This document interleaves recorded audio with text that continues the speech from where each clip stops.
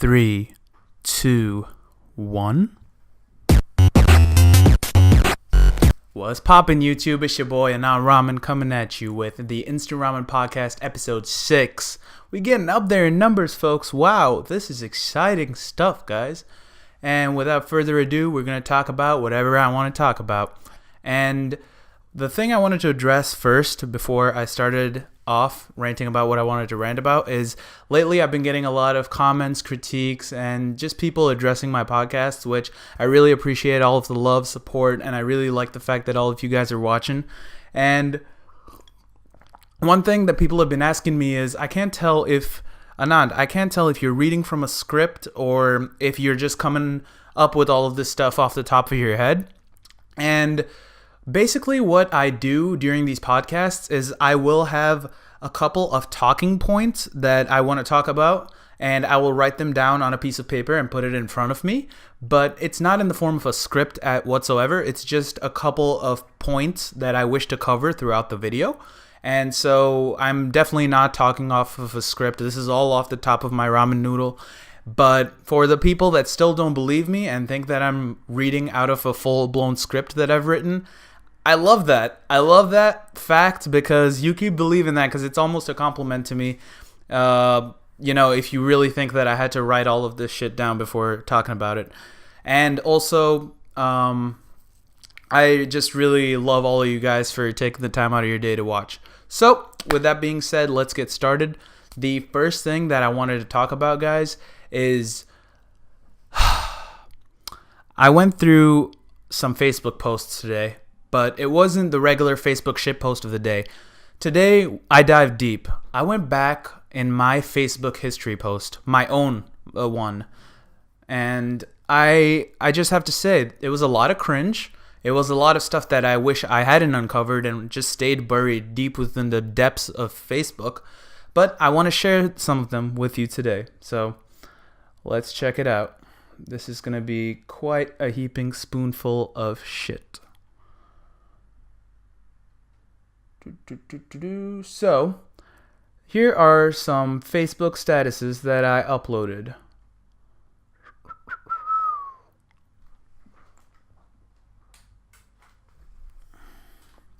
Wow, that's taking an absurdly long time to open up. Hey laptop, are you from 2001? Okay, so this was a status that I uploaded in 2006. UK is brilliant, filled with snow at the moment. No one cares? Why give a shit? Just check the weather app. What am I, fucking Siri? And once I moved to Buffalo, that snow got old real quick, so that is something that I didn't think about. December 27th, 2011. I'm quoting a song here and putting up lyrics. I'm going in for the kill. I'm doing it for a thrill. Oh, I'm hoping you'll understand and now let go of my hand. Hey, am I a lyrics page? Why am I putting up lyrics to a song, dude? No one gives a shit, right? And also, it's dubstep, and also, it's Skrillex. Wow.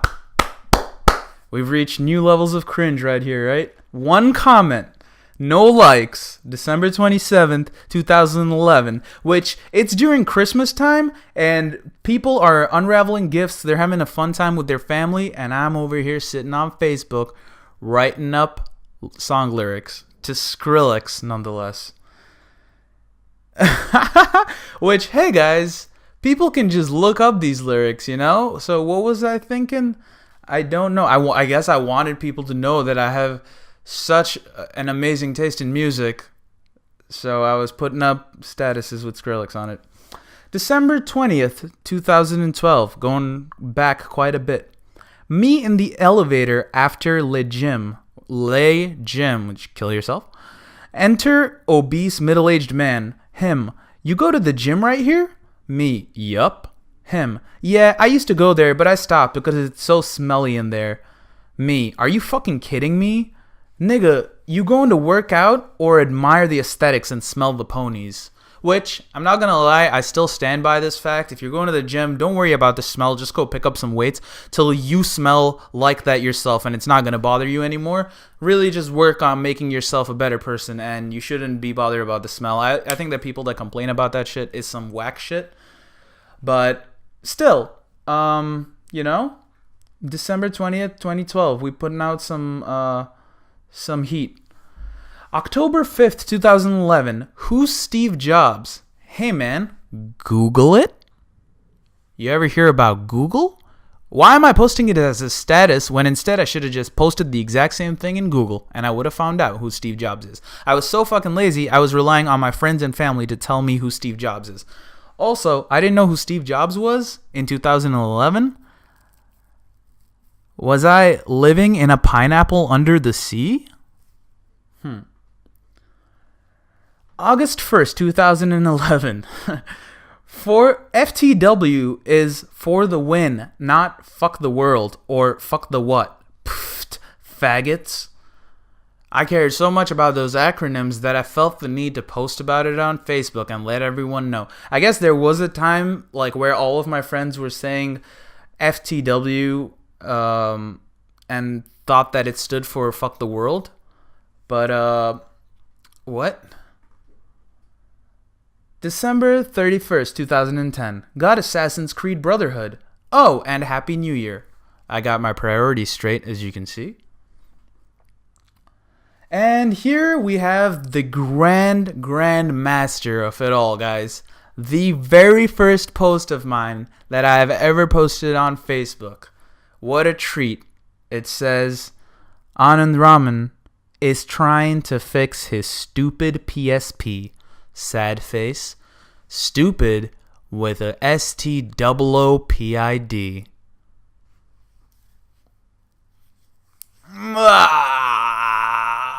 The level of cringe. Whoo! But it was the first post I ever made, and I felt the need of telling people that my PlayStation Portable sucks. So, there you go. And now I'd like to share a little a little ballad, if you will, of mine from back in 2008. This was 10 years ago when I was 13 years old. A poem on modern electronics by me, Anand. Oh, great electronics, how badass and awesome art thou? Because of playing you and eating food mindlessly, I've become like a cow. I was obese. You aren't as natural as trees, yet in front of you, people become brainless zombies. Topical. And your graphics, man, are they great? You are now my best friend, my mate. Oh, your beautiful Blu-ray discs with its wonderful shine. To achieve a high score, I do pine. I know I'm acknowledging you too much, but you are a work of art. Why, compared to you, Mario is a washed-up old fart. From Game Boy to Nintendo to PlayStation, these are the few items that fill 3/4 of my day's ration. It's ration, so it doesn't really rhyme, but I guess I was really scraping for rhymes there. Now I know this poem really sucks, self-aware, but this is for all the schmucks who think that electronics are ruining the modern kid. They should shut their mouths, maybe put on a lid, in brackets, LOL. And hey, I'm not gonna lie, for 2008, 10 years ago, that was a pretty banging song for me to come out with. But it's a cringe, and I felt the need to share with you that. Was I a modern day Shakespeare? No. But was it something that was good? Also, no. But, entertaining and clairvoyant, dude. It was deep, all right? And so that was the Facebook shitpost of the day. It was really me taking a blast back to the past and really checking out what 2008, 9, 10, 11, and 12 Anand had to deliver to the world. Man, back then I was an angry little kid. I remember in high school, I had this one teacher who was basically talking about, oh my god, how about people that make fun of your name? They take your name and they change it to something. They make it rhyme and make it funny, and then that shit's funny to everyone else other than you. It just kind of really pisses you off. There was a kid in my middle school that his name was Cyrus, and he used to he was a kid that used to sneeze a lot, and he would drink milk, and sometimes he would sneeze into the milk, and the snot from his nose would drip down into the milk, and then he would drink that. It was disgusting. And so I coined a nickname for him. I called him Cyrus the Virus. And that caught on really quick, and a lot of people started calling him that. Dickhead move? I know. I was a douchebag? I know. And, then that backfired, and karma hit me like a freight train, and I got the same thing back at me.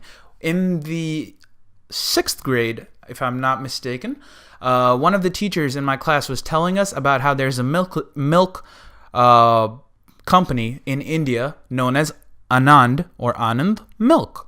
And so I was an obese little kid at the time. I already had a tough life. I had my work cut out for me. And so one of the kids took an opportunity and he grabbed it, man. I don't blame him for this, but was it funny or clever? I didn't think so. I think other people did. He was like, Anand Milk, haha, they get it from your tits because you have man boobs, haha, we're going to squeeze your boobs and get out Anand Milk, and we're going to supply it to the entire world. Later on, in recess, I stabbed him with a fork, which got me in trouble. My parents were called to the school, and they notified them that I dug into his skin like I was trying to get a fork full of ramen noodles. And I just stabbed him with a fork, dude. You made your bed, now you gotta lie in it. And so that happened. Kids are shitty though, man. They do stuff like I did and, make fun of people's names and then just came back at me. And, it was a huge twist. I stabbed him with a fork by the end of it. It took a series of turns. It was like a M. Night Shyamalan movie, dude. It was a movie based off of my life with a lot of twists in it. And so, this is just how it is on this podcast, man. I love this. I just start riffing on things and I have a great time, and you guys are just along for the ride with me. It's brilliant. Oh, man. Another thing that I wanted to talk about was airplane etiquette. We have certain rules where basically when you're sitting on the airplane, you some person gets one part of the armrest. If you're near the window aisle, you kind of get the window and then you get a little bit of armrest. The person towards towards the very end gets, I think that's called the aisle seat, actually. I'm an idiot. Gets to go to the bathroom to and from, gets all of that leg space. It's airplane etiquette. We live in a civilized society. We're not animals. And so this thing happened to me a while ago, and it was quite jarring. I was sitting on an airplane to Buffalo, New York, and this woman was seated behind me, and the airplane had already taken off, and so the seatbelt signs were off. Everything was chill, and I decided to, put my seat back like you do and just relax, chillax. And so I start pressing the button, and I start going backwards a little bit, and I get stopped by a and I'm like, what was that? This woman behind me goes, "Excuse me, can you not put your seat back? I'm trying to eat my food," because they were serving food at the time. How about no? And I looked straight at her. I was like, nah, I paid for my ticket. I paid for this seat. Sorry, I want to put my seat back. She goes, yeah, but I can't eat my food then. I was like, actually, that's false. The tray table that comes down, it adjusts according to how far back the seat leans. And so you can very well eat your food, lady. It's not a problem. I'm going to put my seat back. I've had people do it to me. Sure, it's a minor inconvenience, but your tray table still adjusts to it. You can eat your food fine. So if she's taking out my relaxing time from me, ain't nobody going to do that. You know what I'm saying? So I pressed that button and I leaned back, dude. I leaned back, man. At that very moment, the pearly white gates of heaven opened up and God played a song for me. No, you know what she said? She had the nerve. She had the motherfucking audacity to say, she talked to the person right next to her behind me, and she goes, "Oh, I was just about to enjoy my meal, but I guess the person in front of me has no manners, so he's pushing his seat all the way back, and I can't eat my food right." And dude, it ticked me off already. Maybe if she was super polite and, she said, "Please, I just enjoy my food better," maybe I would have considered it, but still, dude, it's my right, I might not live in America, but I know freedom, and that's freedom, the ability to push your seat back all the way. And at that moment, the pearly white gates opened up, and you know which song played for me? when she said I had no manners. Hold on. It's going to be good.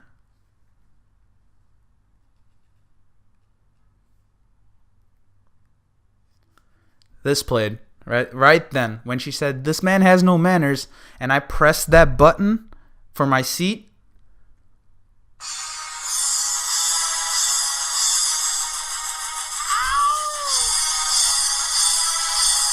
Stop! It's the motherfucking remix. Who in the world want a problem now? All right, start the song. Start the song, dude. Why are you taking forever to start the song? Hold on. Ready? When she said, this man has no manners, and I pressed the button, this is what I did.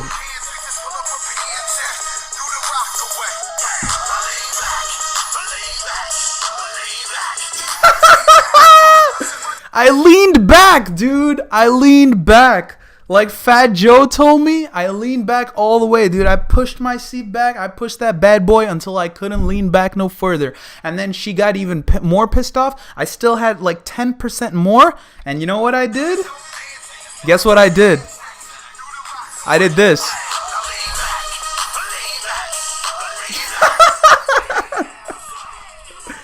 I leaned back, dude. I leaned back, all right? Don't tell me what to do. When I'm chilling on the plane and I paid for my ticket, I have, as soon as the seatbelt sign goes off and we're up in the air, hey, you know what? I might have an attitude problem, but you have an altitude problem, dude. Because once we're up in the air, once we're up on the stratosphere, dude, or around amidst the clouds, I'm gonna lean back, dude. You can't be telling me what to do like that, man. And especially not diss me after that. I'm sure after you ate your food, you leaned back as well, dude. But after she said that, dude, I pulled a matrix on her, dude. I leaned so far back that she couldn't even... I hope that she couldn't even dig into her rice and chickpeas or whatever she was eating, dude. I leaned so far back, I went back in time to 10 years ago when Britney Spears shaved her head. I went back to the past, dude. That's how far I leaned back. I went against gravity, dude. I just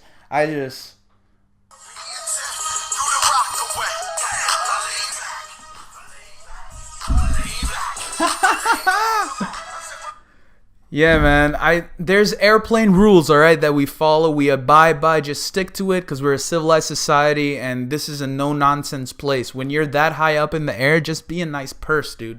Be a nice person. And so, I wanted to talk about that, and I also wanted to talk about how when I brought up the song, it got me thinking. One thing that really gives me, it kind of pisses me off and is kind of a pet peeve, is when people say there's a song that starts playing on the radio and they go, Oh my God, this is my song! Oh my God!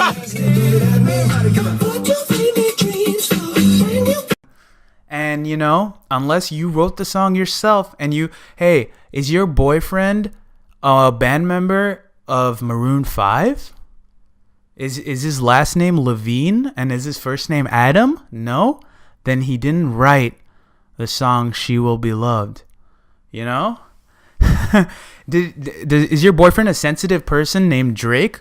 Did he write down the lyrics? Kiki, do you love me? Are you riding? No? Then this is not your song, dude. Hey, oh my God, this is our song. This was our song. It was never your song. So just give it up. Speaking about being on airplanes, dude, one thing that I will give you guys as a bit of advice, if you ever have a sprained ankle or you have a sprained leg, I have traveled before using a wheelchair. The one time I did anyway, it was such a breeze, I would never go back. Because it is the most beautiful thing ever. You breeze past security. They don't even look at the fact that you're brown. It is the bomb. No pun intended. I wouldn't say that at an airport. But it's literally the shit. You get treated with that VIP wheelchair service. They take you through all of the lines. It's amazing, guys. And I would do it again 9 out of 10. I would put a cast on and I would just fly on and I would lean back. Lean back, dude. lately, because I got a job and I've been going and working at it a lot, I got a proper sleep schedule. And because of that, I just feel a lot better, and I had these crazy bags under my eyes. I feel like they've gotten a lot better since. And sleep is so freaking important because whenever I'm tired, I start getting sleep paralysis, and it's a very real thing. People that might say it and you don't believe them, dude. Because it was ever since I started practicing lucid dreaming that sleep paralysis actually became a real thing. It's where you have this kind of out of body experience where you float around in the room around you and you can actually see all around you. And it's really weird because all of your senses are extremely heightened. And I don't know if I'm really doing that or if I'm semi-dreaming, but I can actually move around in different rooms. And it's super freaky. All I want to do is come back to my body, wake up, and, not be asleep anymore, but I can't move my fingers, my arms, or my legs. The other day, I fell asleep at 1:30 in the morning and that wasn't my regular sleep schedule, so I was very tired. And I ended up being paralyzed again. I float out of my body and I floated into this room because I sleep in the other room usually. And I was looking in this room and it was all dark because the lights were turned off. Super freaky. And then I just jutted back into my own body, but I still couldn't move my arms or my legs. And I hate it when that happens, guys.